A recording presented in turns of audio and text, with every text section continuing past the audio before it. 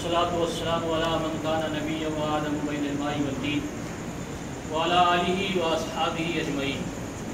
أما بعد، فأعوذ بالله من الشيطان الرجيم. بسم الله الرحمن الرحيم. ألا إن أولياء الله لا خوف عليهم ولا هم يحزنون. وقال النبي صلى الله تعالى عليه وسلم: ولسانه الذي يتكلم به. صدق الله العظيم وصدق رسوله النبي الأمين المتين الكريم، ونحن على ذلك لمن الشاهدين والشاكرين، والحمد لله رب العالمين. اس بزم میں جلوہ افروز تمام اساتذہ مخزوم اشرف مشن اور تمام طلباء مخزوم اشرف مشن، السلام علیکم ورحمۃ اللہ وبرکاتہ. آئیے کچھ بھی سننے سنانے سے پہلے ہم اور آپ مل کر بارگاہ بےکس پناہ حضور پرنور سرور عالم نور مجسم احمد مجتبیٰ محمد مصطفیٰ صلی اللہ علیہ وسلم کی بارگاہ اقدس میں جھوم جھوم کے ہدیہ درود پاک کا نذرانہ پیش کریں. پڑھیے بآواز بلند: اللہم صلی علی سیدنا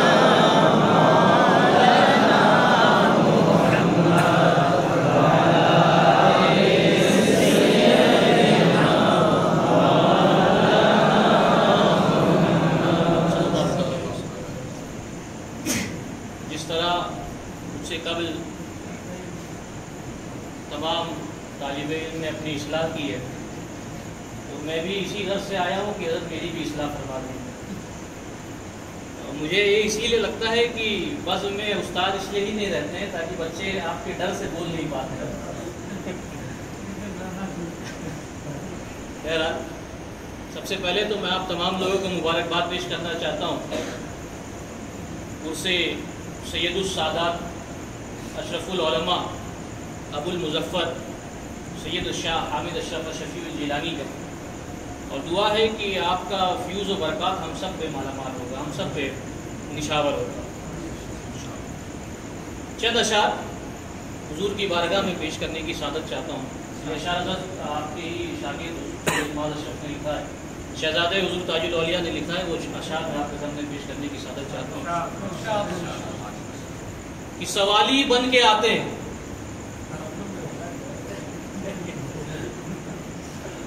سوالی بن کے آتے ہیں، مرادیں لے کے جاتے ہیں.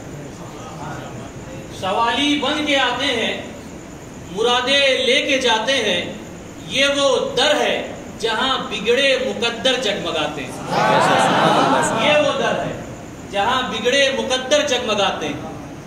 اور فدا ہوں میں اشرف العلماء پر، فدا ہوں میں اشرف الاولیاء پر، گر ہی نہیں سکتا. فدا ہوں میں اشرف العلماء پر، گر ہی نہیں سکتا. وہ بڑھ کر تھام لیتے ہیں قدم جب ڈگمگاتے ہیں. بڑھ کر تھام لیتے ہیں قدم جب ڈگمگاتے ہیں. اور اے عزت کے طلبگاروں، اے عزت کے طلبگاروں، یہ دربار اشرف ہے. اے عزت کے طلبگاروں، یہ دربار اشرف ہے. یہاں شہنشاہ زماں بھی جھاڑو لگاتے ہیں. یہاں شہنشاہ زماں بھی جھاڑو لگاتے ہیں. اور ایک اور اشعار جو میرے جد امجد کی بارگاہ میں ہے کہ پہلے میں مشکلوں میں تھا، پہلے میں مشکلوں میں تھا، اب مشکلوں میں. پہلے میں مشکلوں میں تھا، اب مشکلوں میں ہے. کیسے بدلا یہ منظر یا علی کہنے کے بعد. کیسے بدلا یہ منظر یا علی کہنے کے بعد. ایک بار درود پاک پڑھ لے. اللہم صلی علی سیدنا مولانا محمد علی کا یا حبیبی. بس میں کوئی تقریر کی غرض سے تو نہیں آیا ہوں، پر کیونکہ آج اس سے حضور اشرف العلماء ہے، میں نے سوچا کہ آپ ہی کے بارے میں کچھ باتیں بیان کر کے اپنی بات کو اختتام کروں. جب حضور اشرف العلماء کی ولادت ہوئی تھی تو آپ کی بسم اللہ خوانی اعلیٰ حضرت شفیع میاں نے فرمائی تھی. اور آپ کی کنیت ابو المظفر ہے۔ اس کا ایک واقعہ ہے کہ جب آپ کی ولادت ہوئی تھی تو بسخاری اور کچوچا کے درمیان ایک مناظرہ چل رہا تھا اہل سنت اور دیگر عقائد کے درمیان، جس میں وائز لاسانی سید احمد اشرف اشرفی الجیلانی اس مناظرے کے صدر تھے اہل سنت والجماعت کی جانب سے۔ تو جس دن حضور اشرف العلماء کی ولادت ہوئی تھی اسی دن آپ کو اہل سنت والجماعت کو اس مناظرے میں کامیابی حاصل ہوئی، اس لیے آپ کا کنیت ابو المظفر بھی رکھی گئی۔ آپ نے اپنی زندگی میں کئی مدرسے قائم کیے، 300 سے زائد مدرسے قائم کیے، اور صرف اہل سنت والجماعت کے ہی مدرسے نہیں قائم کیے بلکہ آپ نے شافعی مسلک کے بھی مدرسے قائم کیے، جس میں سے ایک الجامعۃ الشافعی موربہ میں آج بھی قائم ہے، جس کی بنیاد اور جس کو قائم حضور اشرف العلماء نے کیا۔ اپنے مدرسوں کے ساتھ مسجدوں کی بھی بنیاد رکھی۔ مسجد سمنا جو کچوچا شریف میں ہے، خانقاہ حضور اشرف العلماء میں، اور کچوچا شریف کی بازار میں جو ایک مسجد ہے وہ بھی حضور اشرف العلماء نے ہی قائم کی تھی، اس کی نئی تعمیر حضور اشرف العلماء نے کی تھی۔ آپ نے بچپن ہی سے اپنے آپ کو شریعت مصطفیٰ کا پابند رکھا، اور جب آپ نے اپنی تعلیم شروع کی تو آپ کی تعلیم حضور اشرف العلماء اعلیٰ حضرت شفیع میاں نے شروعات کرائی، اور اس کے بعد آپ الجامعۃ الاشرفیہ مبارک پور کی طرف رخ کرتے ہیں اور اپنی تعلیم حاصل کرتے ہیں۔ وہاں پہ تعلیم حاصل کرنے کے بعد آپ نے اسی مدرسے میں 17 سال درس سے تعلیم دی۔ 17 سال درس تعلیم دینے کے بعد آپ بمبئی کی طرف رخ کرتے ہیں، اور جب بمبئی پہنچتے ہیں تو وہاں پہ آپ زکریا مسجد میں امامت کرتے ہیں، اور سن 1968 میں 1968 میں آپ سنی دارالعلوم محمدیہ کا قیام کرتے ہیں۔ میں یہاں پہ ایک مرید کی حیثیت سے ہوں، اور یہ میرا وجدان کہتا ہے، اس میں کوئی شک نہیں کہ آپ اللہ کے ولی ہیں، اور اس کی دلیل میں قرآن سے بھی رکھتا ہوں اور حدیث پاک سے بھی رکھتا ہوں۔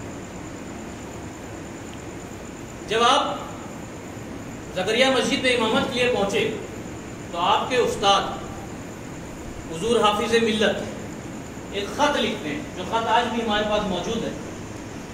آپ خط لکھتے ہیں تمام ٹرسٹیوں کو زکریا مسجد کے کہ میں تمہارے جانب ایک فطری ولی کو بھیج رہا ہوں۔ حضور حافظ ملت کی ہی لکھائی ہے، اس خط میں لکھا ہے کہ میں تمہارے جانب ایک فطری ولی کو بھیج رہا ہوں، اس سے اچھا تمہیں اور کوئی نہیں مل سکتا۔ یہ حضور حافظ ملت بارہا مبارک پور میں بھی یہ کہتے تھے کہ اگر کسی کو زندہ ولی کو دیکھنا ہو تو بمبئی جا کے اشرف العلماء کو دیکھیں۔ بے شک سبحان اللہ۔ تو یہ حضور اشرف العلماء کی بھی کئی کرامتیں ہیں، اور میرے نزدیک جب کرامتیں کئی ہو جاتی ہیں تو وہ عادت میں بدل جاتی ہیں۔ سن 1992 میں 1992 میں 92 میں جب حضور اشرف العلماء حامہ شریف کی سرزمین پہ پہنچتے ہیں تو حامہ شریف کے لوگ حضور اشرف العلماء کو نہیں جانتے، اور وہاں کے حسن و جمال کا یہ عالم تھا کہ جو آپ کے ساتھ جتنے مریدین گئے تھے انہوں نے حضرت سے عرض کیا کہ حضور اگر آپ کی اجازت ہو تو یہاں پہ ہم ایک شادی اور کر لیتے ہیں۔ اور صرف عورتوں کا ہی حسن و جمال نہیں تھا بلکہ مرد بھی بڑے حسین تھے، لیکن جب ایسی سرزمین پر حضور اشرف العلماء قدم رکھتے ہیں اور وہاں کے لوگ جمال حضور اشرف العلماء کو دیکھتے ہیں تو اچانک سے ایک بھیڑ جمع ہوتی ہے اور سب ایک یکتا کہنے لگ جاتے ہیں واللہ واللہ ھذا شیخ کبیر، واللہ واللہ ھذا شیخ کبیر۔ تو جس آیت کریمہ کو پڑھنے کا میں نے شرف حاصل کیا ہے، اللہ تبارک و تعالیٰ قرآن مقدس میں ارشاد فرماتا ہے الا ان اولیاء اللہ لا خوف علیہم ولا هم یحزنون، کہ خبردار ہوشیار اللہ کا ولی وہ ہے جسے نہ کوئی خوف ہے نہ کسی چیز کا غم۔ جب آپ اس کی تفسیر پڑھیں گے تو آپ کو پتہ چلے گا کہ اللہ کا ولی وہ ہوتا ہے جسے دیکھ کے خدا یاد آ جائے۔ تو مجھے یہ بات کہہ لینے دو کہ جب حضور اشرف العلماء حامہ شریف کی سرزمین پر پہنچتے ہیں اور حامہ شریف کے لوگ آپ کے جمال کو دیکھ کے جب ان کے زبان پہ اللہ کا ورد جاری ہو جاتا ہے، ان کے زبان پہ واللہ واللہ کا ورد جاری ہو جاتا ہے، تو اس سے بات پتہ چلتی ہے کہ حقیقت میں حضور اشرف العلماء اللہ کے ولی کہ جسے دیکھ کر زبان پہ اللہ کا ورد شروع ہو جائے وہ اللہ کا ولی ہوتا ہے۔ آپ سے کئی کرامتیں صادر، حدیث میں آتا ہے وَلِسَانَهُ الَّذِي يَتَكَلَّمُ بِهِ، حدیث کافی طویل ہے، قُلْتُ سَمْعُهُ الَّذِي يَسْمَعُ بِهَا وَبَصَرُهُ الَّذِي يُبْصِرُ بِهَا وَقَدَمُهُ الَّتِي يَمْشِي بِهَا وَيَدَهُ الَّتِي يَبْطِشُ بِهَا وَلِسَانَهُ الَّذِي يَتَكَلَّمُ بِهِ، کہ جب کوئی بندہ میرے قریب ہو جاتا ہے، جب کوئی بندہ میرا محبوب بن جاتا ہے تو میں اس کے کان ہو جاتا ہوں جس سے وہ سنتا ہے، میں اس کی آنکھ ہو جاتا ہوں جس سے وہ دیکھتا ہے، میں اس کے ہاتھ ہو جاتا ہوں جس سے وہ پکڑتا ہے، اور میں اس کی پیر ہو جاتا ہوں جس سے وہ چلتا ہے، میں اس کی زبان ہو جاتا ہوں جس سے وہ بولتا ہے۔ ایک واقعہ تھا جو میرے والد گرامی نے مجھے بتایا تھا کہ سن 1998 سے پہلے جب حضور اشرف العلماء اسپتال میں ایڈمٹ ہوتے ہیں تو آپ کے تمام مرید وہاں پہ موجود رہتے ہیں، اور ڈاکٹر آ کے یہ کہتا ہے کہ اب کچھ گھنٹوں کی بات ہے اور حضور آپ کے سامنے سے، آپ کی آنکھوں کے سامنے سے اوجھل ہو جائے گی۔ تمام مریدین، میرے والدین سب رو پڑتے ہیں اور اندر گھس جاتے ہیں، حضور کے قدموں کو پکڑ لیتے ہیں اور سب رونا شروع کر دیتے ہیں۔ اچانک سے حضور اشرف العلماء آنکھ کھولتے ہیں اور یہ عرض کرتے ہیں کہ تم لوگوں کی وجہ سے مجھے واپس آنا پڑا، ورنہ میرا جنازہ تو کوہ کاف پر فرشتے لے جا رہے ہیں۔ سبحان اللہ۔ یکتا آنکھ کھول کے یہ کہتے ہیں کہ مجھے صرف تم لوگوں کی وجہ سے واپس آنا پڑا، ورنہ میرا جنازہ تو کوہ کاف کے اوپر پر فرشتے لے جا رہے ہیں۔ وَلِسَانَهُ الَّذِي يَتَكَلَّمُ بِهِ، کہ میں اس کی زبان ہو جاتا ہوں جس سے وہ بولتا ہے۔ اسی طرح جب آپ سن 1998 میں ایڈمٹ ہوئے تھے تو آپ کا بلڈ پریشر بہت کم ہو گیا تھا، ڈاکٹروں نے کہا تھا کہ اب بچنے کا کوئی چانس نہیں، آپ کے اوپر کی دھڑکنیں 30 تک پہنچ گئی تھی اور نیچے کی دھڑکنیں 5-6 چل رہی تھی۔ ڈاکٹر نے کہا کہ اب آدھے ایک گھنٹے کے مہمان ہیں، اس کے آگے ہمیں نہیں پتا، لیکن اس سے پہلے حضور اشرف العلماء نے اپنے مریدوں سے یہ کہا تھا کہ مجھے زکریا مسجد لے چلو، مجھے میرے حجرے میں لے چلو، میری شفا وہیں۔ وَلِسَانَهُ الَّذِي يَتَكَلَّمُ بِهِ، کہ مجھے میرے حجرے میں لے چلو، میری شفا وہیں۔ تو آپ کے ایک مرید تھے جس کا نام ساجد پٹھان تھا، وہ میرے والد گرامی کے پاس آتے ہیں اور عرض کرتے ہیں کہ حضرت ایسا ہے کہ میں حضرت کو مسجد لے جا رہا ہوں، اب مجھے کوئی بھی نہیں روک سکتا۔ والد گرامی آپ کا ساتھ دیتے ہیں، ڈاکٹروں سے بات ہوتی ہے اور ڈاکٹروں نے حضرت اس زمانے میں یہ کہا کہ ہم 1 گھنٹے کا 25,000 روپیہ لیں۔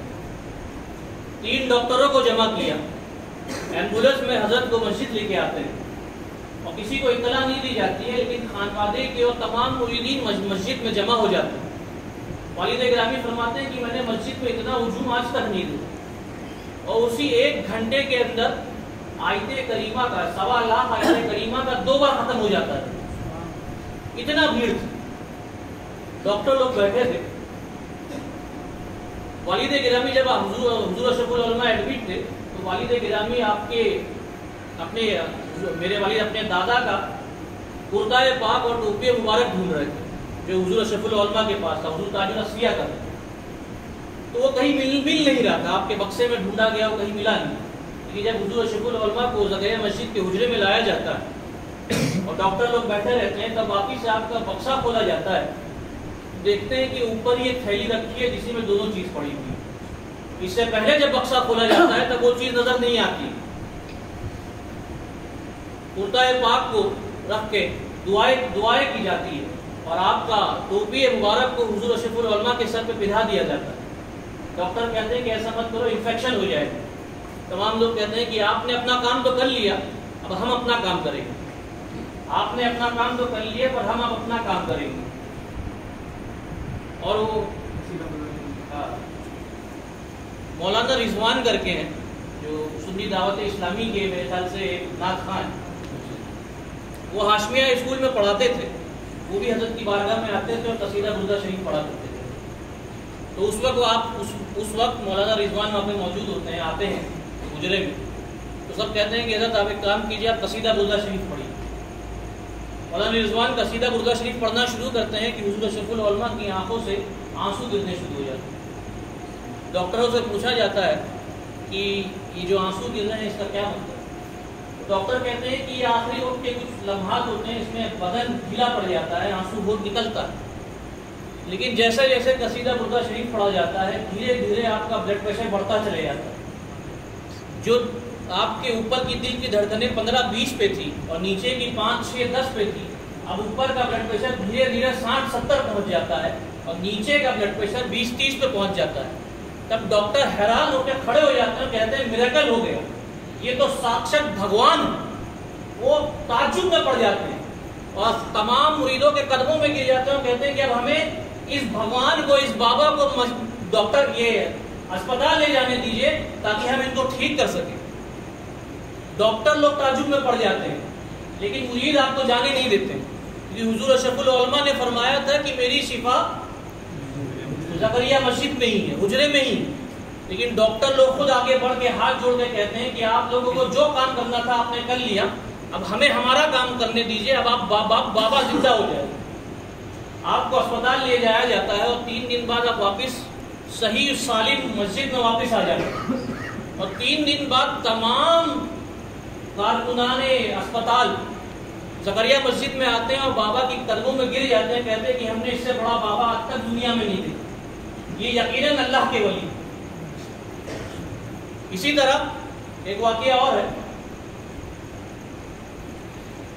وَلِسَانَهُ